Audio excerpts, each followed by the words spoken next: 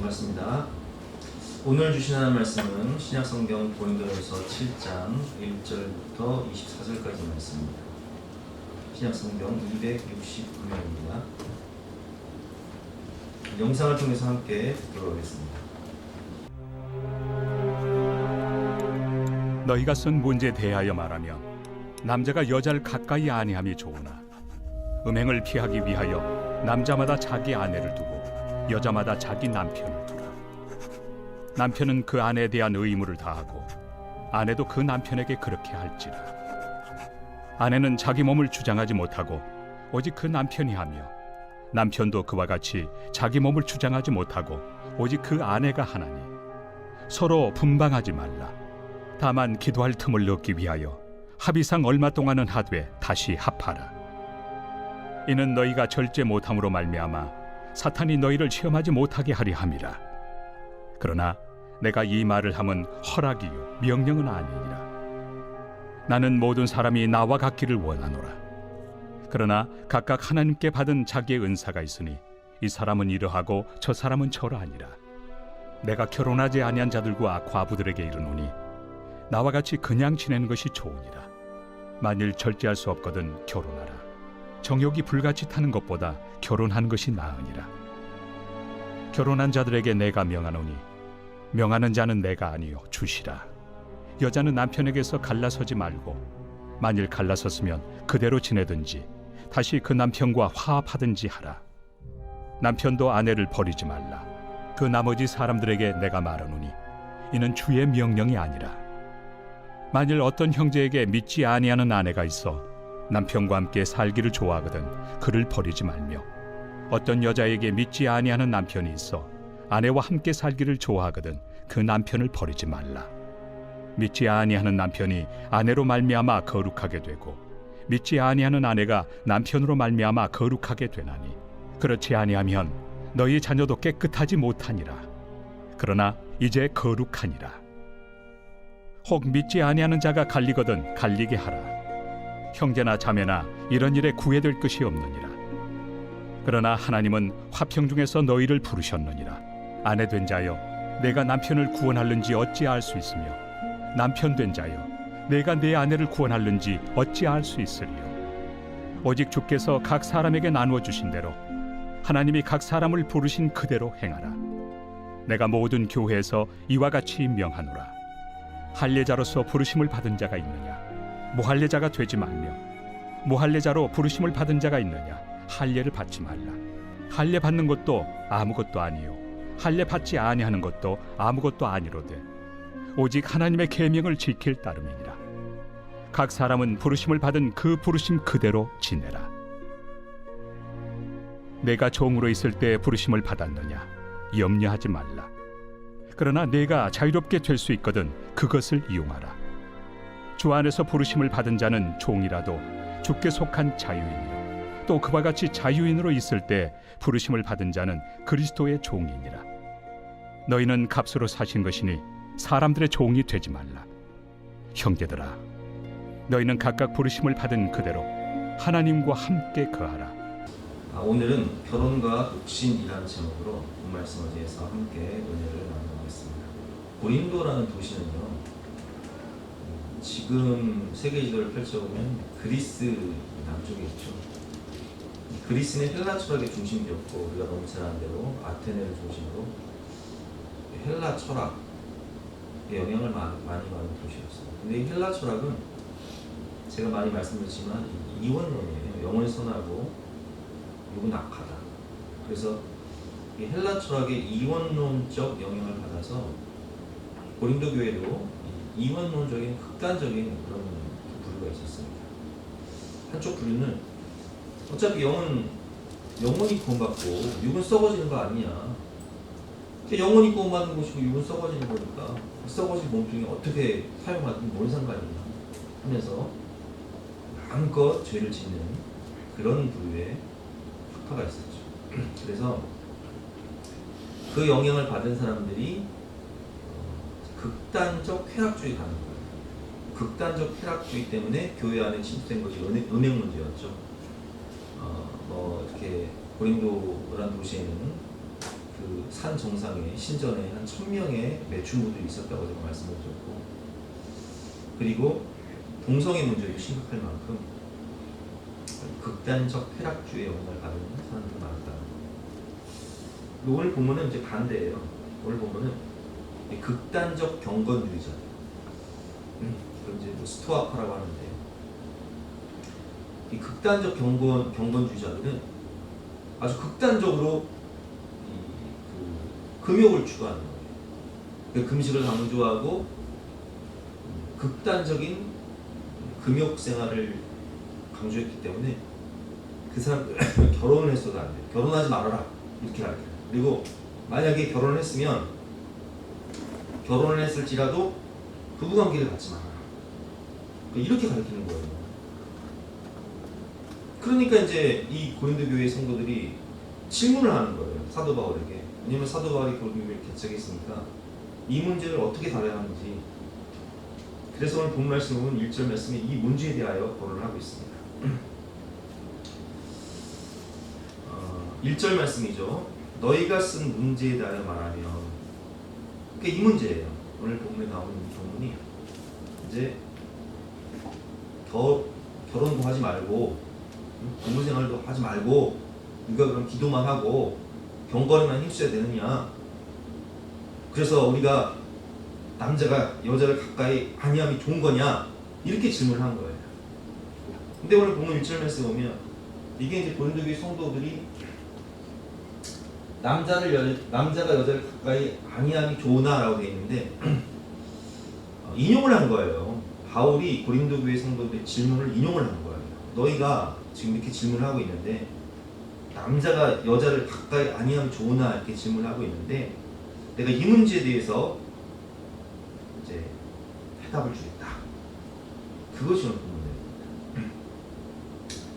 우리는 항상 극단을 피해야 돼요. 극단적인 쾌락주의도 큰 죄고요. 또 극단적인 금욕주의로 가게 되면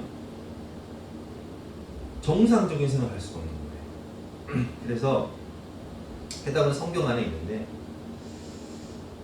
바울은 그 해답으로 한 남자와 한 여자가 만나서 아름답고 거룩한 가정을 이뤄라, 이렇게 해법을 제시하고 있습니다. 일부 1처제를 강조하고 있는 것이죠. 여러분 혹시 고아원이 왜 생겼는지 아십니까? 고아원은 중세에, 우리 이제 교회는 이제 성직자들이 다 결혼을 하잖아요. 사모님도 있고 자녀도 있는데 중세 선지교는 그렇지 못했다는 거예요. 그래서 참 역사적 아픔이긴 한데, 신부도 결혼을 못하고 또 수녀도 결혼을 못하고 극단적인 막 금욕주의로 가다 보니까, 근데 인간의 본성이 그러냐는 말이에요. 저는 참 신부님들 보면 참 너무 불쌍하고요. 또 그 산에 계신 그 중선생님들 보면 참 불쌍해요. 아니 태어나서 이게 뭐 참 어떻게, 저도 같은 성직자고 그쪽도 성직자인데 거기는 결혼도 못하고. 그래서 저는 천주교에서는 이게 이제 술 마시는 걸 허용하잖아요. 담배 피는 것도 허용하고. 그래서 신부님들이 술도 마시고 담배도 펴요. 그러니까 저는 그걸 보면서 아이고 참, 아니 뭐 세상 사는 낙이 없으니까 술이라도 마시고 술이라도 취해 살아야지. 그래서 이제 이 고아원의 귀염도요, 이 절제하지 못한 그런 그 억압을 받은 종교인들이 이렇게 아이가 낳다 보니까 생긴 것이 고아원의 귀염입니다. 오늘 보면 2절 말씀 보면 2절 말씀에 음행을 피하기 위하여 남자마다 자기 아내를 두고 여자마다 자기 남편을 두라, 이렇게 말씀하고 있습니다. 물론 음행을 피하기 위한 어떤 도피수단으로서 결혼을 하라 이런 말씀은 아니에요. 결혼은 한 남자와 한 여자가 전 인격적으로 정말 하나가 되어서 행복한 가정 천국을 이루기 위해서 하나님이 이 땅에 천국을 경험하게 하기 위해서 구약에 만드신 것이 가정이고, 또 신약에 세우신 것이 교회라고 말씀을 드렸잖아요. 그러나 결혼의 중요한 요소 중에 하나가 이 문제도 사실은 있는 거예요. 그래서 2절도 중요한 말씀이죠. 음행을 피하게 하여 남자마다 자기 아내를 두고 여자마다 자기 남편을 두라. 가정 안에서 건전한 부부 생활을 하라는 거예요. 근데 오늘 말씀 보면 이 본문이 이제 2000년 전 말씀인데 이 당시에는 우리가 너무 잘 알다시피 여자는 굉장히 천시 여기던 시대란 말이에요. 구약 시대도 마찬가지고 이 당시도 마찬가지지만 그래서 인구를 쓸 때도 어때요? 20세 이상 된 남자만 셌단 말이에요. 이 말씀 뜻이 뭐예요? 여자는 사람 취급 안 했다는 거예요. 그런데 오늘 말씀 보면 남자와 여자를 동등하게 존중하고 있는 모습을 볼 수 있습니다. 3절과 4절 말씀이죠. 남편은 그 아내에 대한 의무를 다하고 아내도 그 남편에게 그렇게 할지라. 아내는 자기 몸을 주장하지 못하고 오직 그 남편이 하며 남편도 그와 같이 자기 몸을 주장하지 못하고 오직 그 아내가 하나니. 자, 내 몸은 누구 거라고 그랬죠? 우리가 내 몸은 지지난주인가 설교하면서 우리 몸은 하나님의 것이다. 두 번째, 우리 몸은 누구 것이다? 배우자의 것이다. 그래서 내 몸을 내가 주장할 수 없는 아내의 몸을 남편이 주장하는 것이고 또 반대로 남편의 몸을 아내가 주장하는 거예요. 가정 안에서 건전한 부부 생활을 통해서 죄짓지 말라는 거죠. 그래서 오늘 이제 제가 서론 말씀했지만 오늘 보면은 극단적인 금욕주의자 중심의 그런 사람들이 질문을 한 거잖아요. 그럼 우리가 결혼도 하지 말고 결혼해서도 부부 생활도 하지 말고 이렇게 살아가야 되는 겁니까? 극단적 금욕 생활 하려면 어떻게 해요? 기도에 열중해야 되잖아요. 그 기도를 위한 문제를 거론을 하자 바울은 이렇게 대법을 제시하고 있습니다. 5절 6절 말씀이죠. 서로 분방하지 말라. 다만 기도할 틈을 얻기 위하여 합의상 얼마 동안은 하되 다시 갚아라. 이는 너희가 절제 못함으로 말미암아 사탄이 너희를 시험하지 못하게 하려 함이라. 그러나 내가 이 말을 하면 허락이요 명령은 아닙니다. 아멘. 서로 분방하지 말라. 몸이 멀면 마음도 멀어지게 되고요. 또 서로 떨어져 있다 보면 인간은요 연약하기 때문에 죄를 짓게 돼요. 그래서 아이들을 데리고 저 미국이나 유럽으로 엄마가 이제 애들 데리고 유학을 가는 경우에 막 기러기 아빠라고 하죠. 기러기 엄마라고 하고 그런 가정들이 얼마나 큰 사회적인 그런 문제들을 많이 일으키고 참 아픔을 겪는 경우를 많이 보지 않습니까? 그래서 성경은 서로 분방하지 말라고 말씀하고 계십니다. 근데 이제 나이 드신 분들은 잠을 잘 때 코는 소리도 있고 또 서로 이렇게 취침 시간도 다르고 바스락바스락거리고 해서 방이 여러 개가 있는 집들은 따로 쓸 수 있어요. 따로 쓸 그 분방 문제를 얘기하는 건 아니에요. 부부관계를 얘기하는 거예요. 부부관계를 이게 완전히 이제 끊어버리는 경우에는 어떤 일이 발생하냐? 사탄이 너희를 시험하지 못하게 하려 사탄이 택한다는 거예요. 왜냐면 인간의 이 본성이 있는데 남자도 이게 정말 이게 막 본성이 있지만 여자도 이게 하나님이 주신 성욕이 있단 말이에요. 그런데 남편과 아내가 합의하에 분방을 할 수 있지만 그래도 서로가 원하면 부부관계를 가져야 되는데 그렇지 못하면 어떡하냐 말이에요. 그럼 사람들이 이제 세상 사람들이 뭐라고 얘기해요? 자체 해결 들어간다. 자체 해결이 뭐예요? 죄 짓는 거거든요. 그건 사탄이 틈타는 거거든요. 그래서 합의하에 기도를 위해서 분방을 할 수 있지만 원칙적으로는 함께 부부가 시간을 가지는 거예요. 함께 서로가 서로를 존중하고 위하며 하나가 되라는 거예요. 그래야 사탄이 틈타지 못한다. 이게 현실적인 문제예요. 이제 우리 뭐 남성 목장도 마찬가지고 여성 목장도 마찬가지고 남성 목장에서 뭐 많은 선생님들이 그런 얘기 하신단 말이에요. 나도 아니 남자로서 남편으로서 욕구가 있는데 뭐 아내가 받아주지 않으면 나보고 어떡하라는 얘기냐. 그럼 어떻게 해요? 우리 성도님들은 실제로 애도를 하진 않아요. 실제로 애도를 하진 않지만 마음으로 생각으로 또 애도를 하게 된단 말이에요. 그 죄짓게 하는 거거든요. 그 저는 항상 우리 여자 입장님들 권사님들에게 부탁드리는 것은 남편이 죄짓지 않도록 좀 이렇게 오늘 보는 말씀처럼 내 몸을 내가 주장하지 말고 내 몸은 누구 거라고요?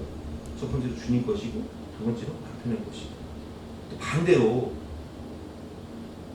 남편들은 내 몸이 내 게 아니란 말이에요. 그럼 주님의 성전이 또 아닐 거란 말이에요. 그러니까 서로가 서로를 존중하고 위하는 마음으로 사탄이 틈타지 못하도록 죄짓지 않도록 서로가 위하는 마음으로 아끼고 사랑하고 하나가 될 때 가정 안에서 모든 것이 이렇게 아름다운 질서 가운데 죄가 틈타지 못하는 아름다운 가정을 만들 수 있다는 거예요.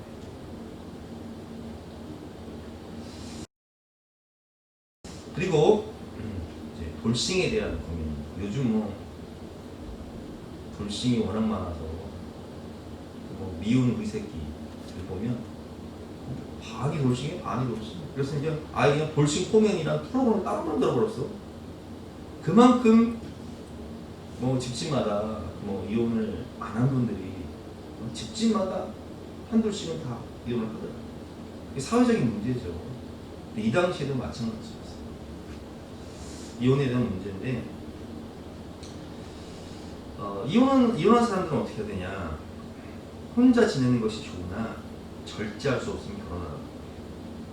8절 말씀에 내가 결혼하지 아니한 자들과 바보들에게 이혼. 여기서 결혼하지 아니한 사람들은 처녀나 총각을 표현하는 그런 원어가 아니고요. 원어는 우리말로 하면 호라기. 혼자 된 남자들. 결혼하지 않고 혼자 된 남자. 결혼을 했지만 사별을 했다든지 아니면 뭐 합의하에 이혼했다든지 이런 남자들과 또 바보들에게 이르노니. 바울은 독진으로 지냈잖아요. 그래서 나와 같이 그냥 지내는 것이 좋으니라. 독신으로 지내는 것도 좋다. 그것이 하나님의 영광이 되고 은사라며. 왜냐하면 독신이 참 아직 좀 편하잖아요. 그래서 저는 우리 아이들이 혹은 우리 자녀들뿐만 아니라 뭐 주변의 아이들이 나는 결혼 안 해 뭐 그런 얘기하면 그래도 결혼해야지 말하면서도 아이씨 엄한 놈 만나가지고 고생 안 하니 그냥 혼자 사는 것도 괜찮지 이런 생각을 한단 말이에요. 그렇지 않습니까? 괜히 막 엉뚱한 사람 만나가지고 평생 고생하고 시달리고 뭐 사네 안 사네 이 삶이 지옥이 되고 삶이 천국이 돼야 되는데 삶이 지옥이 되는 경우가 있습니까? 그런 생각을 한단 말이에요. 그래서 바울이 그러는 거예요. 나와 같이 혼자 되는 것이 좋다. 그러나 만일 그절 말씀처럼 만일 절제할 수 없거든. 이게 무슨 얘기냐면 이게 막 세상이 막 죄가 판치고 막 전문직에다가 돈도 많이 벌면 죄질 수 있는 기회가 얼마나 많아요. 그러니까 막 자유분방한 삶을 산단 말이에요. 그러니까 완전히 이건 사탄의 도가 완전히 불의의 병기가 돼서 하나님의 영광 다 가리고 하나님 떠나버리고 죄 가운데 세상의 쾌락주의로 빠져버리는 거 있단 말이에요. 그래서 만일 절제할 수 없거든 어떻게 하라고요? 결혼하라는 거예요. 정욕이 불같이 타는 것보다 고생하더라도 결혼하는 것이 아니라. 왜냐면 그래야 죄 짓고 하나님 떠나는 것보다는 그 고생하더라도 십자가 지고 가정 안에서 구원받는 게 낫잖아요. 그래서 이렇게 고민하고 있는 거예요. 여러분 결혼의 목적을 행복에 두면요 이혼할 일이 많아요. 왜냐면 결혼 생활이 뭐 100% 행복한가요? 부부 생활이 100% 행복해요? 아이 앞에 양육하는 것이 100% 행복한가요? 세상 사람들이 이혼하지 않는 이유가 뭐예요? 이혼을 할 때 이유가 뭐예요? 행복하지 않다는 거예요. 나는 결혼했는데 행복하지 않다는 거예요. 그러나 하나님은 결혼의 목적을 어디에 두냐? 하나님은 우리가 한 가정을 이루고 한 남자와 한 여자가 만나서 가정을 이루고 자녀를 낳고 이렇게 살아가는 이 가정의 목적을 행복이 아닌 거룩과 영혼 구원을 두고 있다. 그래서 오늘 본 말씀뿐만 아니라 에베소서 말씀과 또 오늘 본 말씀을 보면 계속 강조되는 것이 거룩이에요. 거룩한 관계. 그리스도와 교회의 관계처럼 신랑과 신부의 관계도 거룩하다는 거예요. 그래서 신랑은 신부를 사랑하고 아내는 남편을 존중하고 존경하는 거예요. 읽어보겠습니다. 에베소서 5장이죠. 에베소서는 우리가 너무 잘 아는 대로 이제 바울이 오늘 고린도전서는 이제 초창기에 쓴 서신이라면 에베소서는 이제 나이가 먹어서 쓴 서신이기 때문에 더 이렇게 성숙한 그런 영적 깊은 그런 말씀인데 결혼에 대해서 이렇게 말씀하고 있습니다. 22절 아내들이여 자기 남편에게 복종하기를 죽게 하듯 이는 남편이 아내의 머리됨이 그리스도께서 교회의 머리됨과 같으니 그가 바로 몸의 구주십니다. 그 남편과 아내의 관계를 예수님과 교회로 표현하고 있습니다. 그래서 남편에게 어떻게 하라고요? 복종하라, 존경하라. 그러므로 교회가 그리스도에게 하듯 아내들도 범사에 자기 남편에게 복종할지니라. 남편들아 아내 사랑하기를 그리스도께서 교회를 사랑하시고 그 교회를 위하여 자신을 주신같이 하라. 남편은 아내를 어떻게 하라고요? 사랑하라. 아내는 남편을 어떻게 하라고요? 복종하고 존중해주고 존경해주라. 이는 곧 물로 씻어 말씀으로 깨끗하게 하사 거룩하게 하시고 자기 앞에 영광스러운 교회로 세우사 티나 주름 잡힌 것이나 이런 것들이 없이 거룩하고 흠이 없게 하려 하십니다. 거룩이라는 말씀이 반복적으로 나오고 26절에도 나오고 또 27절에도 나오고 이와 같이 남편들도 자기 아내 사랑하기를 자기 자신과 같이 할지니 자기 아내를 사랑하는 자는 자기를 사랑하는 것입니다. 오늘 본문에도 마찬가지예요. 계속 이제 거룩이 나오는데 14절에 보면 거룩이 굉장히 나오죠. 많이 나오죠. 이혼하지 말아야 될 이유도 여기 있는 거예요. 결혼의 목적이 행복이 아니라 뭐라고 그랬죠? 거룩과 영혼. 자, 10절 말씀. 결혼한 자들에게 내가 명하노니 명하는 자는 내가 아니면 주시라. 여자는 남편에게서 갈라서지 말고. 자, 둘이 한 몸이 되게 하셨어요. 누가요? 하나님이 믿음의 가정을 세워주시는 거예요. 그래서 헤어지지 말라는 거예요. 만약에 갈라섰으면 그 뒤로 지내든지 다시 그 남편과 화합하든지 남편도 자기 아내를 버리지 말라. 그 나머지 사람들에게 내가 말하오니 이는 주의 명령이 아니라 만일 어떤 형제에게 믿지 아니하는 아내가 있어 남편과 함께 살기를 좋아하거든 그를 버리지 말라. 자, 아내는 신앙생활 열심히 합니다. 로테이션하게. 근데 남편은 교회를 안 다녀요. 예수를 안 믿어. 근데 남편이 아내를 너무 사랑해. 어떻게 하라고요? 버리지 말라. 13절 말씀. 어떤 여자에게 믿지 않은 남편이 있어 아내와 함께 살기를 좋아하거든 그 남편을 버리지 말라. 그러니까 어떤 형제에게 믿지 않은 아내가 있든지 또 어떤 여자에게 믿지 않는 남편이 있을 때는 어떻게 하라고요? 버리지 말아라. 그 옛날에 우리 장권사님이 신앙생활 어렸을 때부터 하셨어요. 그래서 어렸을 때 핍박 받았어요. 가정에서 교회 다닌다고 굉장히 핍박 받았어요. 한 번은 막 그 쌀 가득은 참고 거기에도 며칠 갇히셨다고 그랬죠. 근데 이제 결혼을 했는데 이거 조장만 예수님을 안 믿네. 교회 나가는 것도 좋아하지 않고. 그럼 어떻게 해야 돼요? 이런 경우 어떻게 해야 돼요? 어떻게 했을까요? 그냥 십자가 지고 남편 영혼 보면서 기도한 거예요. 그래서 우리 조장관님이 장로님까지 되는 거예요. 할렐루야! 옛날에 임집사님이요 한참 신앙생활 뜨겁게 할 때 아니 성민이 엄마가 남편 교회 못 다니겠어요. 그래서 목장 모임 하다가요. 전화하면 가야 돼. 우리가 전화만 보내줬어요. 또 부부싸움 하니까. 그러면 집에 가면서 그때 이제 군이 살 때였는데 집에 가면서 믿음의 가정이라는 찬양이 있어요. 그 믿음의 가정 찬양을 부르면서 울면서 갔다는 거 울면서 기도하면서 우리 아내 보내달라고. 근데 지금 성미 엄마가 신앙생활 잘하잖아요. 그 주와 그 믿음으로 나와서 주님의 아이라는 뜻으로 주하나.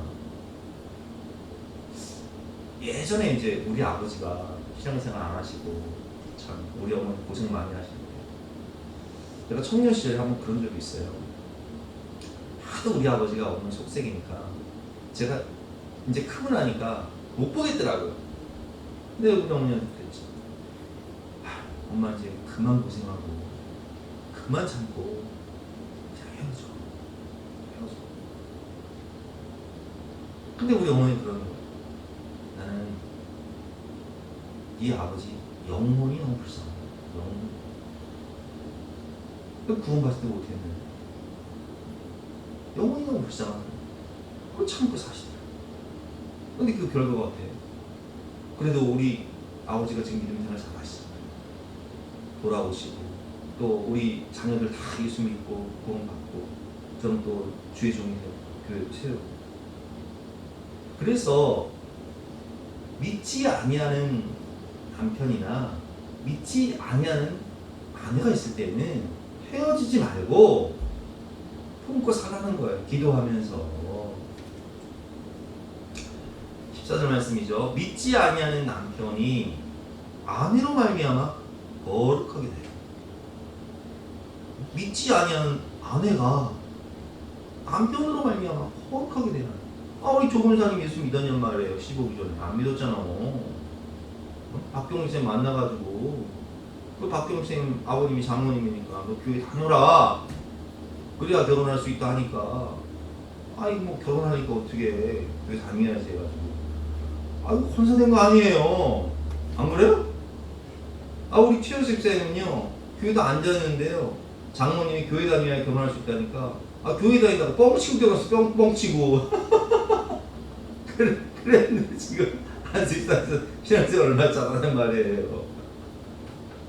아이고. 믿지 아니하는 남편이 아내로 말미암아 거룩하게 되고 믿지 아니하는 아내가 남편으로 말미암아 거룩하게 되나니 그렇지 아니하면 너희 자녀도 깨끗하지 못하니라. 그러나 이제 거룩하니라. 여러분 이렇게 믿음으로 참고 살다 보면 배우자만 구원받는 것이 아니라 자녀들도 구원받잖아요. 그래서 그 가정이 믿음의 가정입니다. 믿음의 명문 가정이 되잖아요. 그래서 자녀들까지도 거룩하게 된다. 15절 말씀이죠. 혹 믿지 아니하는 자가 갈리거든 갈리게 하라. 형제나 자매나 이런 일에 구애될 것이 없느냐. 이 말씀은 서로 헤어지라는 말이 아니에요. 정확히 해석하면 그러나라는 단어가 있죠. 하나님이 화평 중에서 너희를 부르셨느니라. 이 말씀의 의미는 예수님이 십자가를 지심으로 원수되었던 우리가 하나님과 화평하게 되고 원수되었던 인간이 부부가 화평하게 되고 인간과 마무리 화평하게 된 것처럼 십자가 지고 너의 남편을 너의 십자가라고 생각하고 너의 아내를 너의 십자가라고 생각하고 십자가 지고 화평을 입으며 참고 살아라. 이런 말씀입니다.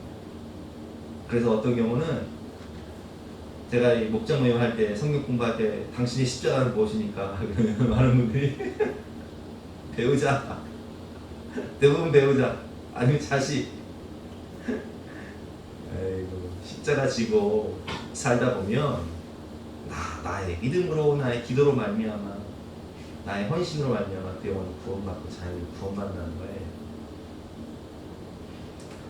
가정의 목적은 영혼 구원이고 가정 천국입니다. 16절 말씀. 아내 된 자여 내가 남편을 구원하려는지 어찌할 수 있으며 남편 된 자여 내가 내 아내를 구원하려는지 어찌 알 수 있으리요? 아멘. 알 수가 없기 때문에 정말 사랑으로 끊고 기도하고 믿음으로 살다 보면 때가 되면 믿음의 과정이 다 완성이 됩니다. 오늘 제목은 결혼과 독신이었죠. 독신은 어떻게 할까요? 나는 독신의 은사를 받은 거 아닌가? 난 평생 혼자 살아야 되나? 뭐 이런 고민을 하시는 분이 계시단 말이에요. 각 사람은 부르심 받은 그대로 지내라 그런 고민하고 있는데, 오늘 본문을 보면 결혼한 사람은 이혼하지 말고 독신도 은사라면 순종하고 자신이 결혼을 원하고 또 이 정욕을 절제할 수 없으면 결혼하라 이렇게 표현하고 있습니다. 7절 말씀만 여러분이 읽어보겠습니다. 시작. 나는 시작.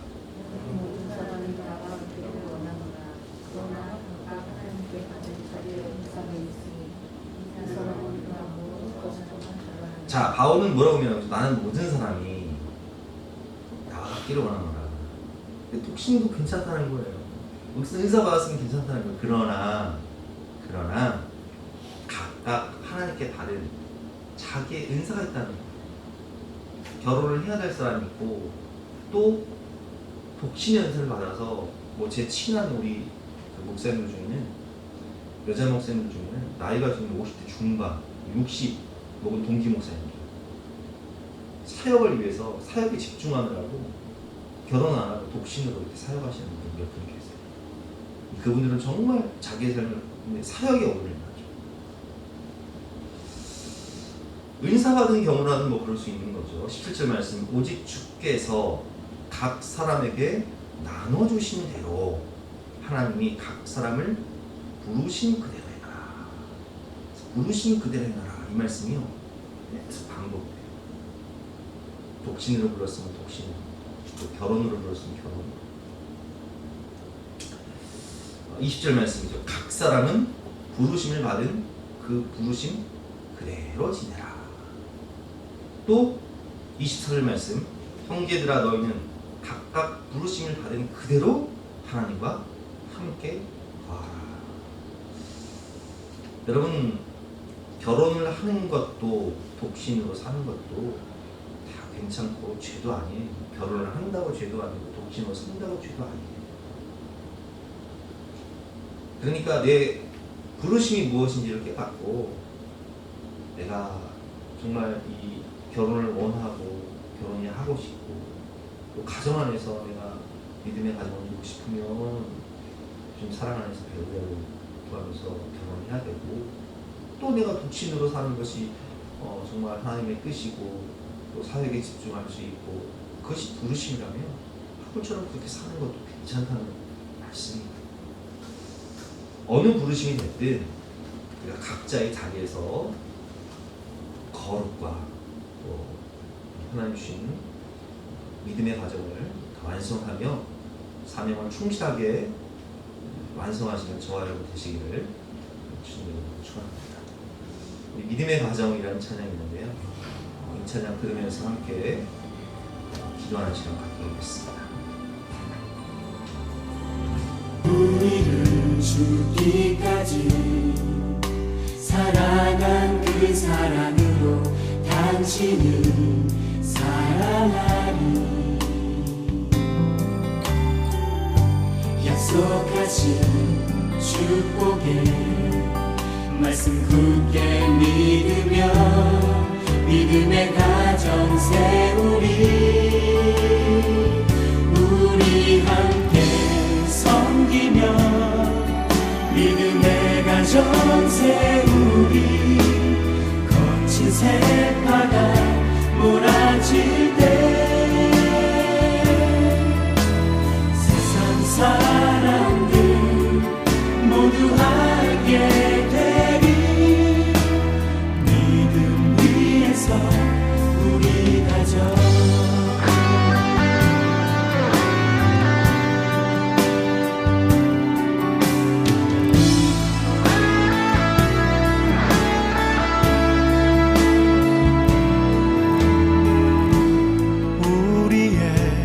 가정은 생명으로 충만하리. 은혜와 사랑으로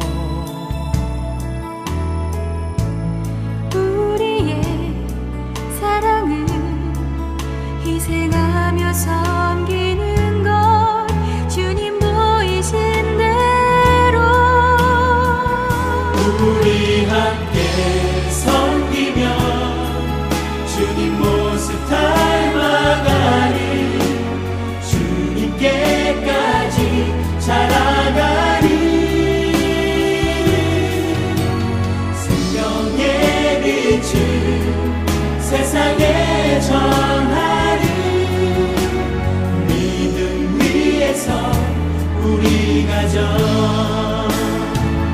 우리 함께 섬기며 믿음의 가정 세우리. 거친 세파도 두렵지 않아